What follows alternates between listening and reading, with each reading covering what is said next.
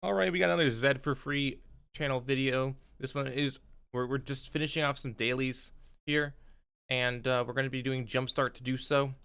So let's just jump right in, and you'll see that I didn't even resign from the last one, which might have been from my last video. Who knows? Are you paying attention?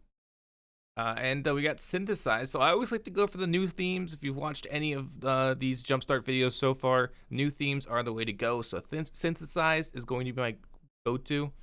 This cares about artifacts. This cares about oil counters.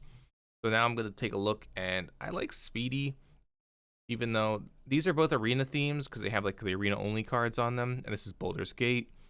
This one, Mex, is just not good though. So I'm going to go with Speedy. And we're going to see that in this combination, we do get this terrible card in Phyrexia. Like, this is one of the themes card. This is really good in Jumpstart, though. It slams. And this one's also good in Jumpstart. But, like, these are not good rares for your collection. So, these two packs that I picked, if you want to build your collection a little bit better, you'll pick other ones. I didn't really have other better options, though, in that. Like, sometimes you just get 3 bad options as your first pick, and then your second pick is dependent on the colors that you've chosen in your first pick. So if you get 3 bad ones to start, then you're kind of just locked into a bad Jumpstart acquisition. This is a combo card and a very played alchemy card and historic card, so it is kind of good to have that, but it is just an uncommons. But acquiring, you have to also consider that, like, just the rare alone isn't what this is all about. Acquiring the commons and uncommons saves you common and uncommon wildcards, which you don't really have unlimited of when you come into arena.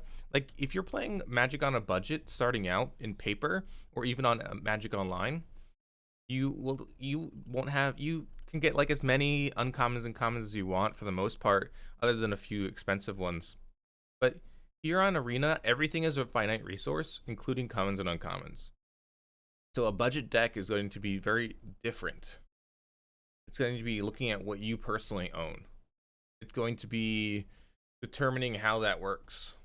I should have kept this back because this when it deals combat damage to a player, you put a 1/1 on it. So that was a terrible attack. We'll be able to tap it down. Should have just forced them to deal with it. There's another unblockable. So they have the unblockable rogue theme.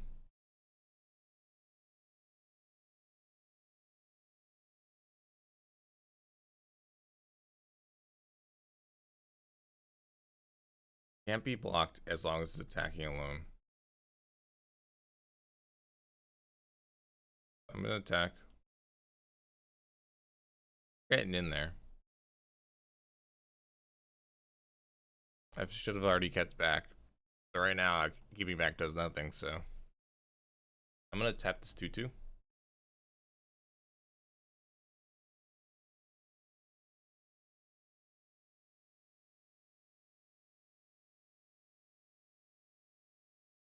Two mana card.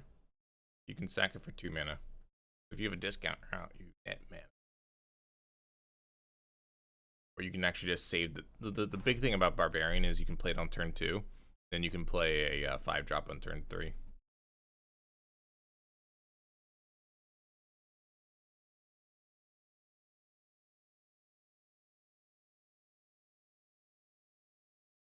Yeah, I'm taking it. They could trade here, but that will constrict their mana at least. Or I could just tap this down. And now I'll keep back the Trap Finder. We'll get in there with some double team. I would have waited till I actually attacked.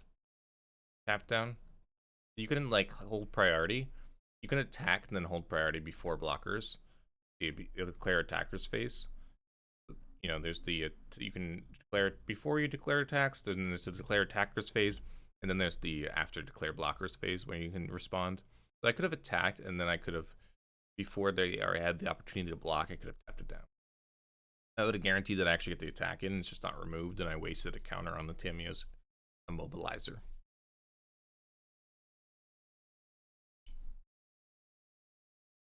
Double team is a digital only mechanic where you get a duplicate of it and then it loses double team. I think it's keeps all the keeps track of all the stats that were done to it. I don't think it's a copy of the printed card. I think it's a copy of the manipulated card. But I be wrong about that one. You see here that they're gonna tap and sack this 2/2 in order to play a large dragon. That's gonna probably tap down my 4/2. It also perhaps could just tap down my Trap Finder, and then you could get in with the Guild Thief and make it a 3/3. But it looks like they're just going to tap down the... And here, if they attack with both, then I can jump block with the Trap Finder at the very least. It means I'll get a creature that will now be manipulated. So I'm going to get a 3 or less. It's going to cost 1 less to cast, but it's going to go away at the end of the turn. This attacks, if it was attacked with 6 or greater, it gets first strike. Pretty cool.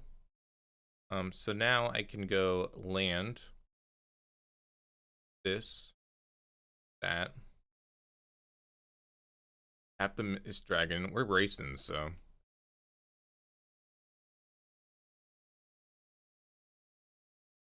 This is in a sack.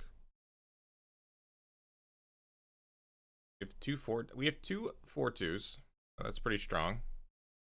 They gotta have to keep back their 2/2s now. They're not winning this race. They're under a lot of pressure. I'm not gonna tap down yet. I'm gonna probably tap it down at the end of their turn. But I have the insight, so I can actually get another additional tap down. Kinda have to play the insight next turn now, though. They have 4 cards in hand. They could still race, I guess. I don't think it's good for them, though. Could have not tapped down their dragon there and then offered the 4/2 trade with the 4/3. They couldn't have blocked the 1 though that had haste. Here we have perpetually, and that's an instant that should have been cast later. But one is until end of turn, one is perpetually. So now one's a 2/2, and one is a 4/2. They're just trying to race here, which is awesome for me. Can't be blocked this turn if they activate for 4. It can't be blocked this turn because I don't have any creatures. Well, so they currently have a lot going on.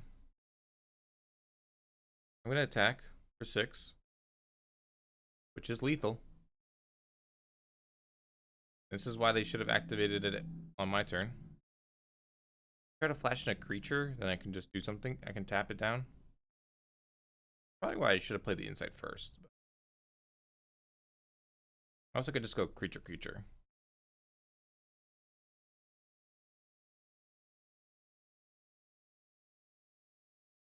Fine with me.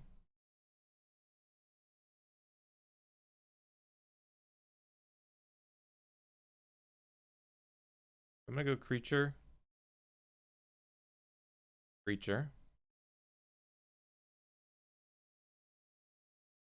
And now I'm gonna lose my last counter, my mobilizer, so I can't proliferate. But I think that's okay.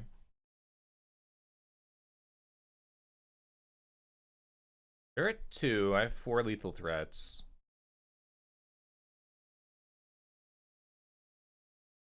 Three, 4.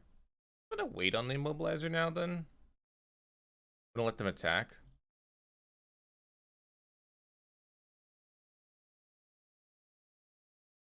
Okay, so now we can tap down. I guess we could just insight. Let's just... That's good too. I'm gonna insight here.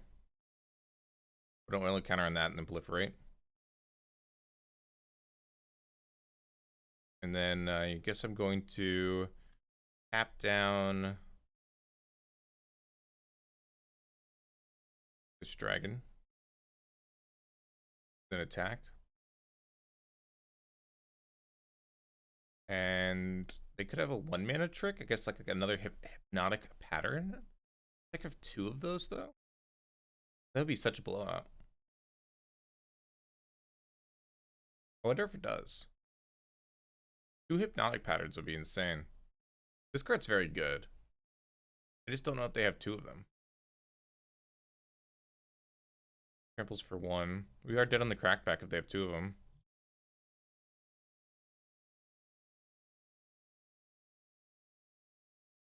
They get a block here, then minus minus, and then they only take 1. So if they have a hypnotic pattern, they can give -2, -2. Dies, dies, take 1, go to 1, track back for 7. Okay, so it doesn't look like they have 2 harmonic patterns in their deck, and they're dead. Did I have fun that match? Absolutely, because I won! When you win, you always have fun. Get 1 quest done, and 2 quests done, and claim. I'm pretty sure that was 2 quests completed. No, just 1 quest completed. So do 1 more Jumpstart after this. But thanks so much for tuning in on this one.